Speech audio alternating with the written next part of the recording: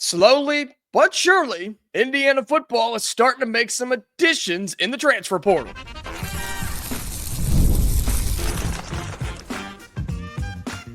You are Locked On Hoosiers, your daily podcast on the Indiana Hoosiers. Part of the Locked On Podcast Network, your team every day. Welcome in. It is the Locked On Hoosiers podcast. I'm your man, Jacob Goins. I appreciate you being here, making this your first listen or your first watch every single day. We are part of the Locked On Podcast Network, which is your team every day. Today's episode of Locked On Hoosiers is brought to you by FanDuel. You can continue the season with a big return on FanDuel. New customers can place a $5 bet, and you'll get started with $150 in bonus bets if you win your first $5 bet. Visit FanDuel.com to get started. Well, thank you so much for being here. Hope you had a fantastic weekend. It's playoff week, baby. That's right. Indiana and Notre Dame play in the college football playoff this week coming up on Friday night. More on that as the week goes on. We are going to talk a little basketball today as we need to look at the current Big Ten standings after everybody's gotten a couple of games in, including, yes, us and your Indiana Hoosiers at 1-1 in Big Ten play. Don't you worry. We're going to recap that game from Friday night against Nebraska and where the defense, well, shocker, let us down again. But I do want to start today's show with the fact that slowly but surely, Indiana is creating some portal buzz. They're starting to add some new transfer additions. And look, I totally understand that there are going to be, and there already are, because I've seen it on social media, two different camps that Indiana fans are in right now for the football side. Well, maybe even three. There's a part of the fan base that says, this is great. We've started to make some additions. You've got a kicker, you've got a punter, and you've got a DB. Awesome. That's great. You've started to make some additions. You've got another group that says, that's it. That's all we got. And they're not overly high rated coming in. Are we really going to get hyped up about just those guys? Totally get it. Then I think there's also a big camp of fans that say, to heck with the transfer portal, we got a playoff game coming up this Friday. And I totally understand that position as well. And I've talked to you about how Indiana, as blessed as we are, and as great of a position as it is to be, and a blessing it is to be in the college football playoff, it does hurt you a little bit in the transfer portal because you don't have the resources and the time to focus on the portal as much as you'd like to, because you also don't know who is leaving. We've seen some, yes, but you don't know to what extent that guys are going to leave and who you need, what you need, and you can't promise anybody anything until all of that happens. And so we are in a weird spot. But we've started to make a couple of additions as early as last Tuesday, where a running back committed from UAB, Beebe, I believe is how you pronounce his name, Beebe. And he's been committed. Folks, he signed his papers from UAB.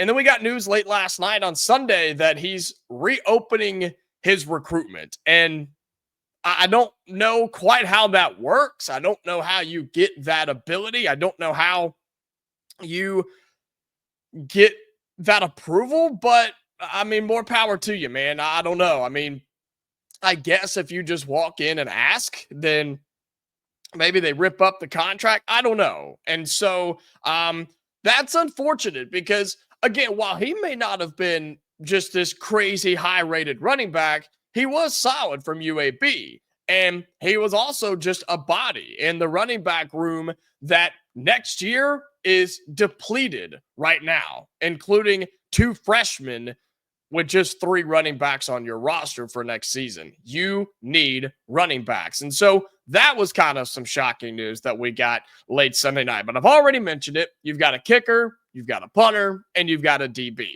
Let's talk special teams here for a second. We'll start with the kicker, Brendan Franke from Texas State.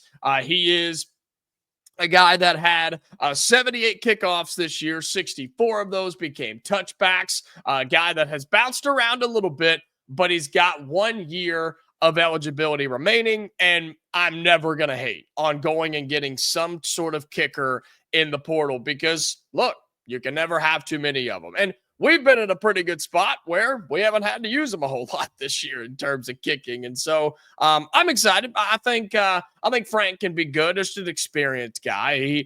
He puts it through the back of the end zone. And in today's college football world, in today's football world, you need that. Guys are too explosive returning kicks to let them bring it out. And now I think you bring in somebody, again, 1 year of eligibility, you're good to go there.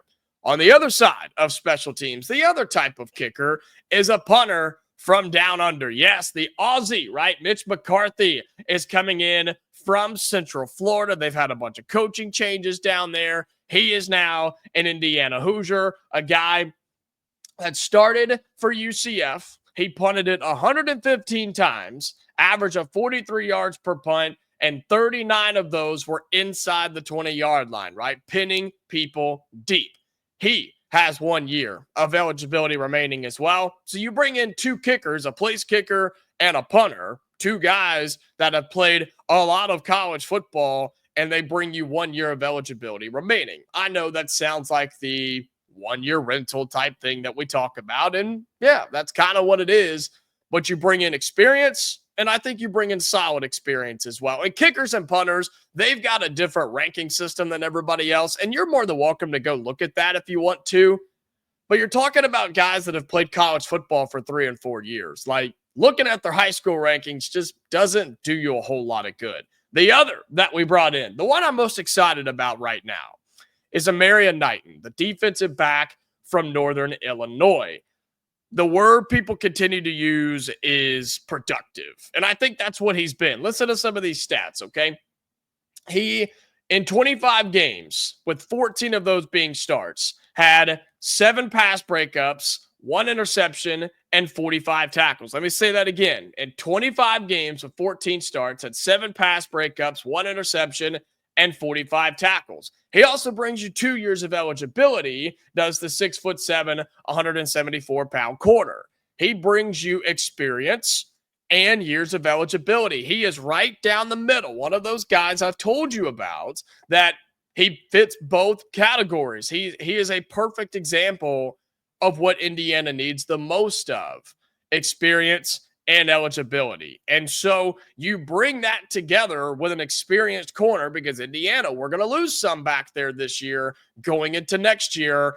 I'm excited about Amarian Knighton. And the good thing is the Hoosiers have started to build a little momentum. We've started to create the buzz. We've started to add players. Yes, you lose the running back that was committed and signed, whatever, more power to you, best wishes to you and wherever you end up going. Because think about this. You've lost a running back, a receiver, multiple guys on the defensive side, defensive backs, couple of linebackers. Like, you've already lost some of those guys in the portal, and now you've made 3 additions. We need more. There's no doubt. We still need running backs. I still think we need a quarterback. And depending on who leaves, you've got to go fill those gaps however you can. But we're starting to build momentum in the transfer portal. I'm happy with it so far, but believe me, there's a lot more to come for Indiana football. All right, coming up here on Locked On Hoosiers, we'll flip over to the basketball side of things where, shocker, again, Indiana's defense on Friday night on the road against Nebraska, they let us down. We'll talk about that coming up next right here on Locked On Hoosiers. Today's episode of Locked On Hoosiers is brought to you by FanDuel. Get ready to tackle the NFL action with FanDuel, America's #1 sportsbook. We're coming down the home stretch, right? Because right now, new customers can bet just $5 and get $150 in bonus bets if you win. The FanDuel Sportsbook app gives you everything you need to place live bets on the NFL all in one place. So when you get a hunch in the middle of the game, or you need to check out the latest stats, you can do that in the FanDuel app. You can look at play-by-play and so much more right there with the FanDuel app or at FanDuel.com. So visit FanDuel.com to join today. You'll get started with $150 in bonus bets if you win your first $5 bet. That's FanDuel.com. Never waste a hunch and make every moment more with FanDuel, America's #1 sportsbook and an official partner of the NFL.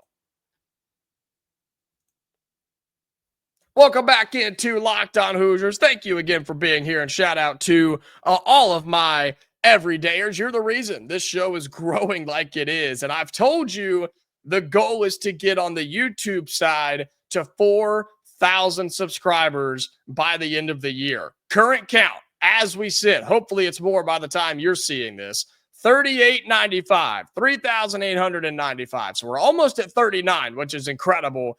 I still believe we can get to 4,000 subs by the time we hit 2025. So if you're watching on YouTube, help me out, do a couple of things. Like this video, it gets it out there to the world for more people to find it. Also, comment down below. Are you happy with what Indiana's done so far, or do they need to go get more in the transfer portal? And then be sure you subscribe to the channel. It's free, it's easy, it makes you an everydayer, and it notifies you when we post new episodes. Also, for those of you on the audio side, be sure that you are following and have those notifications turned on. And thank you all so much for your support of this show. It really does mean a lot. All right, we flip over to basketball, where Indiana went on the road for the first time on Friday, and I'm not worried about it. No, Indiana's a better team. Indiana's more talented. We're going to get over the woes of Nebraska beating us 17 million times last year. Indiana's going to be fine, right? Wrong. Indiana, we go on the road and we do it again. We do what we do under Mike Woodson, 85-68. We let Nebraska embarrass us down the stretch on the road in their house. This was a great game at the half. We're down by 3, 44-41. And at that point, right, we're thinking, all things considered, we'll take a 3-point deficit at the half. Problem is, your defense was still poor in the second half, and your offense was atrocious. The worst stretch we've seen from this team, maybe all season long. And that includes some of those stretches early on in the battle for Atlanta. So, I mean, this was pitiful to watch. And guess where it started? On the defensive end of the floor. I told you in Friday's episode to watch out for Brice Williams. Did I not? Did I not say watch out for Brice Williams? And it was like Indiana had no idea the guy existed. 30 points.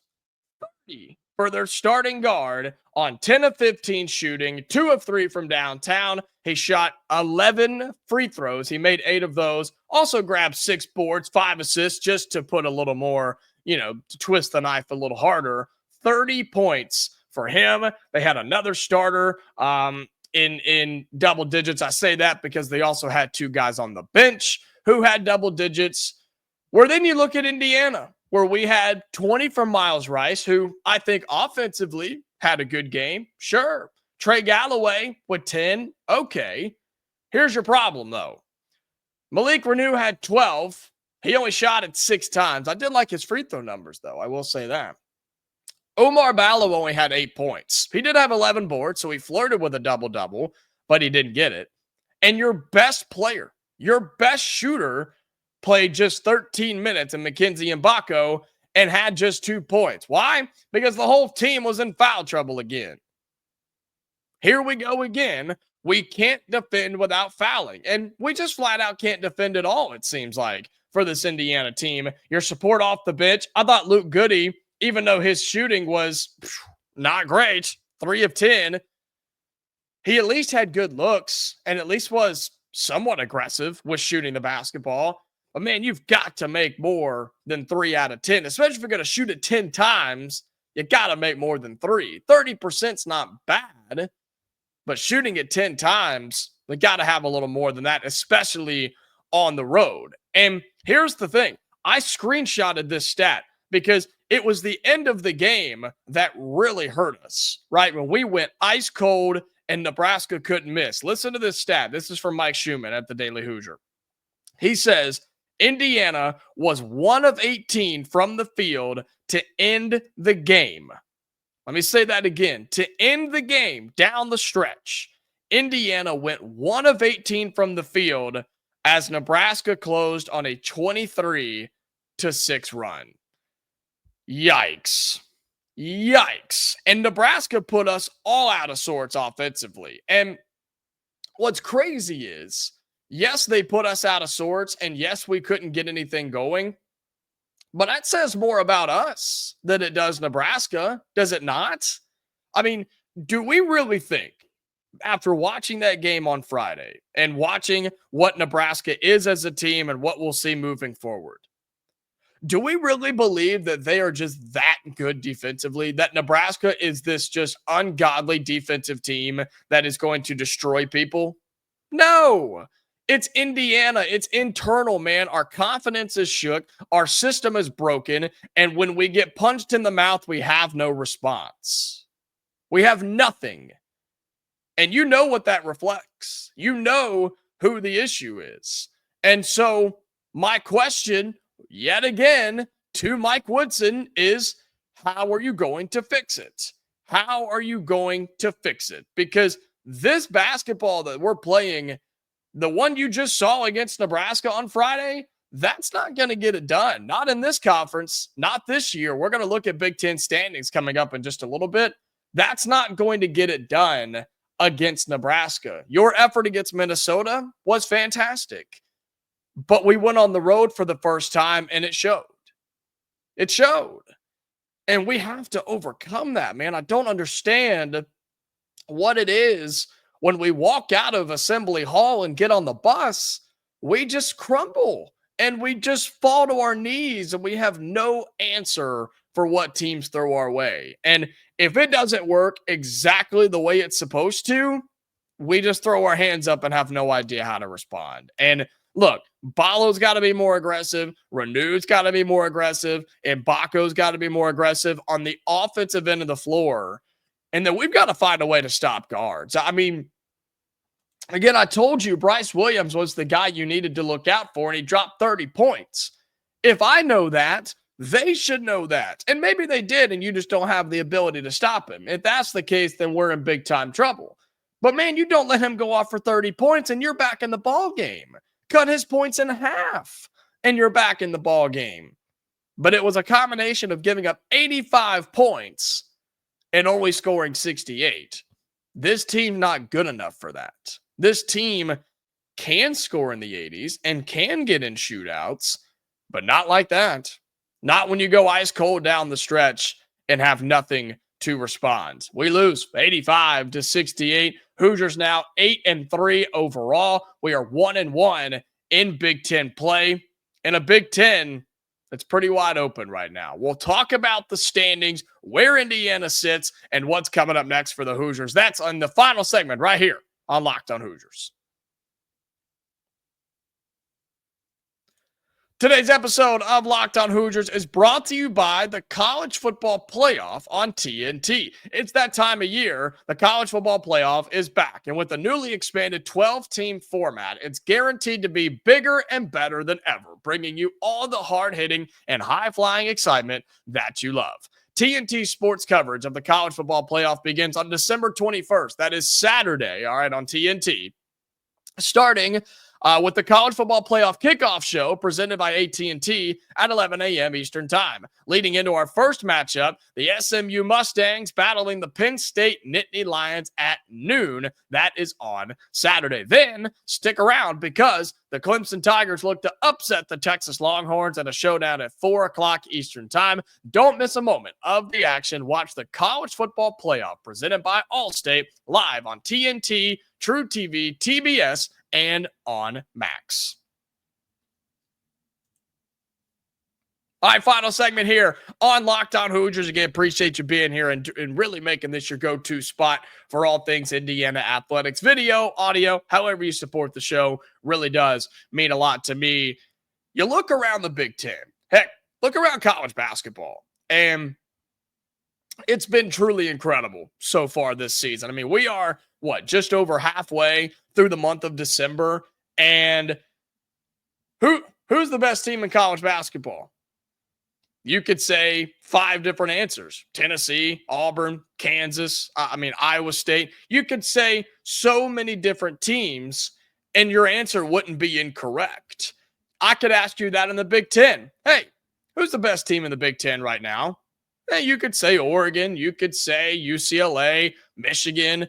You could say Indiana or Purdue or Penn State. You could say a lot of different answers, and you wouldn't be wrong because we just don't know what we have just yet. And look at the Big Ten standings right now. You have 3 teams just in conference play. Everybody's played 2 games now. You have 3 teams who are undefeated, 3 teams who are winless. Everybody else is 1-1, right? Your teams at the top: UCLA, Michigan, and Michigan State, because that's how we all had it to start the season. Your winless teams are Wisconsin, Washington, and Minnesota. They are all 0-2. Then there's everybody else: Oregon, Indiana, USC, Iowa, Maryland, Purdue. All these teams are squeezed in the middle. And you look at their overall records. UCLA, 9-1. Oregon, 10-1. Indiana, 8-3. Rutgers, 7-4. It's all over the place in this conference. And it's going to be like that moving forward in Big Ten play. Now that everybody's played 2 games, Indiana, we're right smack in the middle. We're up with all those 1-1 teams overall at 8-3. We're sitting around with Illinois, Northwestern, Iowa, and Purdue. We're all kind of in the same category here, but some of these teams just look better than we do. And some of these teams look worse than we do. And so for Indiana, you look at what's coming up. We got Chattanooga coming up on Saturday, and then Winthrop. What is that? That's on the 29th. I don't know what day of the week that is. So you've got 2 games coming up where you should win. You're back at home. You'll have all your stuff together, and you'll have it figured out. But, man, once we hit Big Ten play, it's on. And there's no more figuring it out. I've always said that. In college basketball, if you're trying to solve major issues in January and February in conference play, you're in trouble. Big trouble, because whether you play in the Big Ten or the SEC or heck, even the ACC or the Big East or whatever conference you want to choose, trying to fix major issues in conference play is not the answer, especially this year where college basketball may just be the best it's ever been across the board. You can have some of these minor issues that you can fix, right? Some of your offensive sets or your transition game or your rebounding or things like that. But if you're struggling to defend, score the basketball, communicate, have the right lineups, if you're having major issues here, you're in trouble.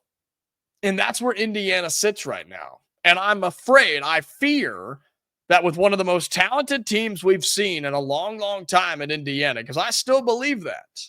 I still believe this is a talented roster. My fear is that we're going to fizzle out, get lost in the shuffle of the Big Ten, and have to fight all year long and be having to fight down the stretch into March and fighting to get to the NCAA tournament. This team's good enough to get there. They're talented enough to get there, but can they be cohesive enough as a team to put it together and figure it out? And that's up to one man. That's up to one person. And it's Mike Woodson. This is it. His job is at stake right now. You figure it out, and you'll be fine. If you don't, you'll be gone. And that crowd of Indiana fans that wants him to leave, that wants him to be out, that's starting to grow. And I hate to hear that. I don't like that type of talk and conversation, but it's just a fact, man. You can't continue to show up and underperform like you did Friday night. I'm tired of that being the narrative every single time, but you can't avoid it because it happens every time. And I'm tired of watching it. And you're tired of watching it. And we're tired of talking about it. I would love for Indiana to go on the road to Penn State or Iowa or Ohio State or Northwestern or Purdue and walk in there with confidence and swagger and play 40 minutes of good high-level basketball. But show me during Mike Woodson's tenure where that's happened on a consistent basis. It doesn't. It does not exist. Good luck, because you can't find it. And I'm tired of that being the story around IU. But we're not the only ones that see it. Everybody on the outside does as well. That has to change. And you've got a couple of weeks to do it before Big Ten play really does crank up. All right, that's going to do it for today's episode of Locked On Hoosiers. Busy week here on the show, okay? We're talking transfer portal. We're talking college football playoff. Stay tuned for an announcement for Friday, okay? We got something really special coming up for you for the game against Indiana and Notre Dame. For the playoff game, we got something special for you right here on Locked On Hoosiers, all right? So stick around for that. We are back tomorrow, all right? So be sure, if you haven't already on YouTube, like this video, comment down below, and subscribe if you haven't done so. For all my audio listeners, be sure you're following us, subscribed if you can, and have your notifications turned on. We are back tomorrow, all right, Hoosier fans? So until then, stay safe, and I'll talk to you later.